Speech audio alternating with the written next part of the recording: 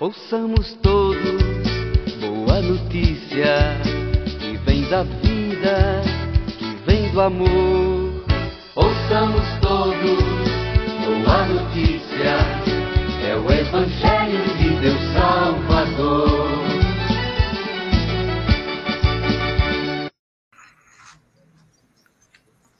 Olá a todos e a todas. Boa noite, bom dia, boa tarde, dependendo da hora em que você esteja assistindo ao nosso programa. Estamos hoje fazendo a 4ª edição do Evangelho para Além dos Templos ou dos Tempos. E o nosso assunto de hoje é o Evangelho do 4º domingo da Páscoa, né? Que é João 10, 11 a 18. Esse Evangelho, ele trata da segunda parte da alegoria, né, que situa como palavra que Jesus teria dito aos sacerdotes, né, no Templo de Jerusalém, no contexto da festa chamada Festa das Tendas. Essa festa recordava a peregrinação do povo hebreu pelo deserto, recordava as tendas para reavivar a esperança messiânica da libertação. Então, é nesse contexto, gente, de uma festa que lembra o nomadismo, né, que Jesus se apresenta como pastor, né? Então, nós estamos trazendo aqui o Evangelho do Bom Pastor, onde Jesus se apresenta como pastor. A primeira pergunta que eu vou fazer para o Marcelo, vou chamar o Marcelo, vou chamar o Darlan, né, os nossos companheiros de sempre aqui no programa.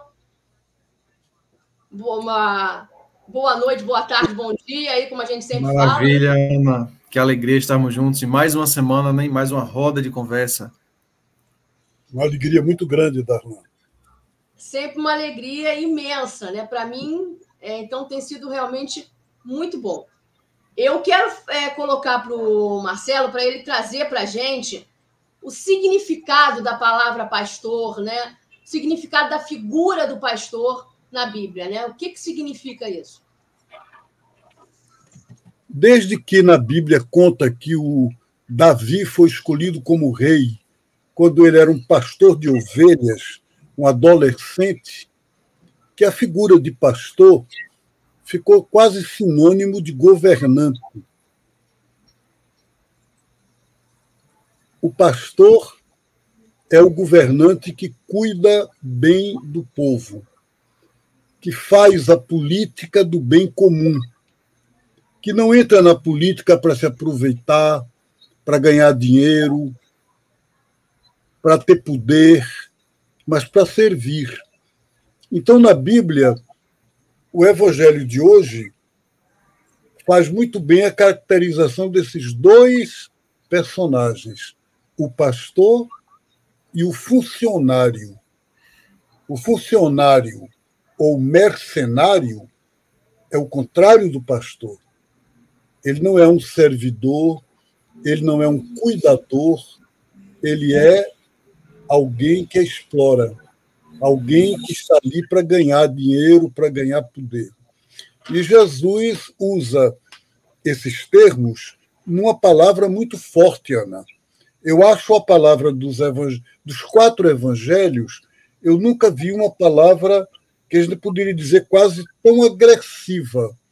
Imagina você começar um discurso pela frase: todos os que vieram antes de mim são ladrões e salteadores. Ele disse isso.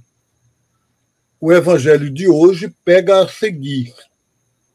Não tem esse versículo, mas o versículo está lá. Então, o pastor para a Bíblia é o cuidador. Maravilha. Marcelo, você trouxe aí de uma forma muito clara para a gente, né, 2 figuras que são o pastor, né, o verdadeiro pastor, e a figura também do mercenário ou do funcionário. Como a gente sempre gosta de polemizar um pouco, né, seria falho da nossa parte, né, dizer que se a gente, fazendo uma atualização, vamos dizer assim, esse funcionário poderia ser compreendido como esses pastores ou grupos que praticam a teologia da prosperidade, a teologia do domínio? Sim, Darlan, eu acho que é claro que o risco é a gente olhar o problema no outro e não ver na gente. Então, eu diria que sim e não. Sim, no sentido de que, de fato, pastores, tanto católicos como evangélicos, que são pastores para enriquecer, para pegar dinheiro do povo, para dar uma ideia de Deus como um Deus dominador, um Deus que, se você não pagar o dízimo, você é castigado, é claro que é o funcionário. Agora, o risco é de que, quando a gente caracteriza muito dizendo é o pessoal da teologia da prosperidade ou do domínio, a pergunta é: e nós mesmos, às vezes, não temos uma ou outra fragilidade, atitude, que caímos um pouco nessa tentação de pensar mais em nós do que nas ovelhas, do que na comunidade? Então, nesse sentido, é sempre bom a gente se rever. Marcelo, quando há maus pastores,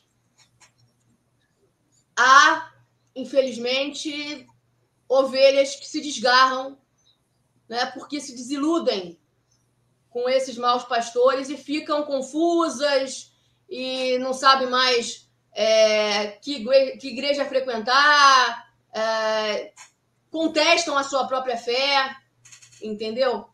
Porque ficam realmente decepcionadas com esses maus pastores. Como nós, como igreja, né, nós cristãos, devemos agir para trazer essas pessoas de volta, para resgatar essas ovelhas desgarradas e como devemos recebê-las de volta? Ana Helena, eu penso que o Concílio Vaticano II mudou o conceito de igreja. Igreja não é mais uma organização internacional com sede em Roma, né, no caso da Igreja Católica, ou na Alemanha, a Igreja Luterana, ou na Inglaterra, a Igreja Anglicana. A igreja é igreja local, é comunidade local.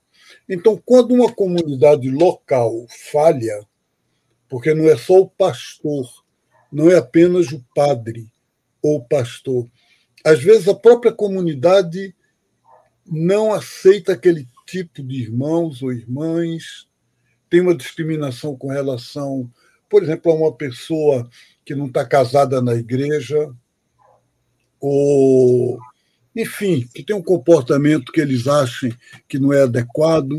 Então, qual é a solução? É encontrar uma comunidade que lhe acolha, que lhe ajude e na qual você possa se integrar. Como é que nasceu, em 1989, o movimento Fé e Política? Nasceu do fato de que muitos cristãos de comunidades eclesiais de base resolveram se candidatar a vereador, a deputado, e, à medida que foram eleitos, sentiram uma discriminação da parte da comunidade. O Olívio Dutra, que foi governador do Rio Grande do Sul, me disse: Marcelo, desde que eu me entendo de gente, eu vou para todas as romarias da terra. No ano que eu fui, que eu era governador, o pessoal disse que eu não podia ser visto lá. Mas eu sou cristão, eu vim como cristão, eu não vim como político para fazer propaganda do meu governo, não pedi a palavra para fazer comício. Eu vim como qualquer católico que vem, todo ano, todos os anos eu vinha, então agora que eu sou governador, tem que deixar de vir? E aí, Ana, se coloca isso que você está dizendo. Se abriu esse espaço do Fé e Política, onde uma pessoa como ele, como tantos outros e outras, disseram: aqui eu posso viver minha fé, aqui eu posso expressar minha fé. Eu não estou falando no movimento nacional que faz encontros de 4 em 4 anos. Eu estou falando dos grupos locais. Então, grupo local, você mesmo, Jesus disse no Evangelho, onde 2 ou 3 estão reunidos no meu nome, eu estou no meio deles. Então, grupo local, todo mundo pode fazer. E não precisa do padre. Não tem que ser o padre que forma o grupo, ou o pastor. Todos os cristãos batizados são chamados a viver. Nós somos ao mesmo tempo pastor e ao mesmo tempo ovelhas. Cada um de nós. Eu sou ovelha para vocês e sou pastor para vocês. Ovelhas com vocês, o pastor para vocês. Perfeito. Excelente reflexão, Marcelo. Eu estava pensando, Marcelo, quando você estava falando aí, dessa proposta do Jesus que traz essa figura religiosa, né, de espiritualidade, mas também essa figura política. E quando você traz essa ideia, né, essa prática das pessoas que estão nos movimentos sociais, na caminhada pastoral, e têm a oportunidade, né, de caminhar junto com a temática, vamos dizer assim, de fé e vida, né? Nós fazemos parte aí da comissão ampliada e também da executiva do Movimento Nacional de Fé e Política. A gente vê muito isso, como acontece, né, a exclusão dos políticos ou das pessoas quando ingressam na vida política, propriamente dito, né? E aí a sensação que eu tenho é que as pessoas, no caso, a comunidade, ainda nesse tempo, não consegue separar, acha que é uma coisa, não consegue caminhar juntos, melhor dizendo, desculpa. Acha que quem é político não pode estar na caminhada pastoral, o que deveria ser o contrário, não é isso? Exatamente, Darlan. Não pode confundir, não pode fundir uma coisa e outra, mas tem que caminhar em comum, tem que caminhar juntos. A política é uma dimensão da fé, a fé é política. O Dom Pedro Casaldáliga dizia: tudo é político, embora a política não seja tudo. Tinha um papelzinho escrito isso lá no armário dele, colado no armário dele. Não é? Ele gostava de dizer isso. Maravilha. Pois Nesses não, Ana? dias, agora nós estamos concluindo a Semana dos Povos Indígenas, né? A gente podia terminar falando sobre isso, né? Você tem Com uma certeza. mensagem disso, né? Acho muito importante. Acho muito importante porque essa semana teve como tema todos somos parentes. Todos e todas somos parentes. Parente é o modo como os indígenas se referem uns aos outros. Quando eles se encontram, que um seja do povo Tabajara, o outro Chucuru, o outro Pataxó, o outro Chavante, não tem importância. Ele diz: o meu parente fulano, quer dizer, é índio. Então, nesse sentido, todos somos parentes uns dos outros. O parente é unido na diferença. Então, os povos são diferentes, mas formam uma só família. E aí a solidariedade da gente é nós também entrarmos como parentes dos povos indígenas. E, nesse sentido, essa semana nos convoca. O Papa Francisco repete que os povos indígenas na América Latina e na América do Norte nunca foram tão ameaçados na sua existência como agora. Então, é muito importante essa solidariedade e esse cuidado que justamente caiu tão bem nesse domingo do Bom Pastor. Jesus, no Evangelho do Bom Pastor, a última palavra do Evangelho anterior, que a gente leu no ano passado, é: eu vim para que todos tenham vida, e vida em abundância. Quer dizer, então, se Jesus é pastor, que vem para que todos tenham vida e vida em abundância, quem está com a vida mais ameaçada agora são os povos indígenas. E a gente, todos, temos que defender. Essa vida em abundância, Marcelo, tem a ver com o bem viver, que os povos indígenas tanto buscam, né? E que vivem, né? E, de fato, em algumas comunidades, né? Conseguem viver o bem viver. Exatamente, exatamente. Muito importante. Na verdade, já há algum tempo nós somos convidados, né, a entrar nessa ciranda da sociedade do bem viver. Isso significa lutar pelos bens comuns da humanidade e fortalecer essa esperança, né, de um tempo novo. A gente percebe que quando acontece algum encontro pós-pandemia, né, a gente percebe um brilho diferente no olhar de cada pessoa. E isso é muito importante a gente ressaltar, porque isso também faz parte de reconhecer a importância de construir o bem viver juntos. E esse evangelho, de acordo com esse evangelho, né, a gente precisa retomar a esperança dessa terra partilhada, dessa natureza que precisa ser respeitada, de uma política participativa, né?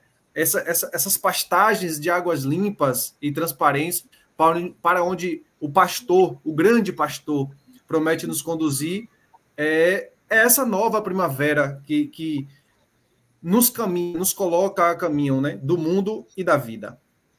Que beleza, muito obrigado. É uma ótima reflexão, Darlan. Acho que com essa reflexão aí a gente pode, então, encerrar o programa hoje, né? Agradecer a todos que nos assistem, né? Uma alegria, né? Uma boa tarde, boa noite, bom dia, como sempre dizemos, dependendo do horário que vocês estão aí. Um beijo para todos. Maravilha. Beijo no coração do povo.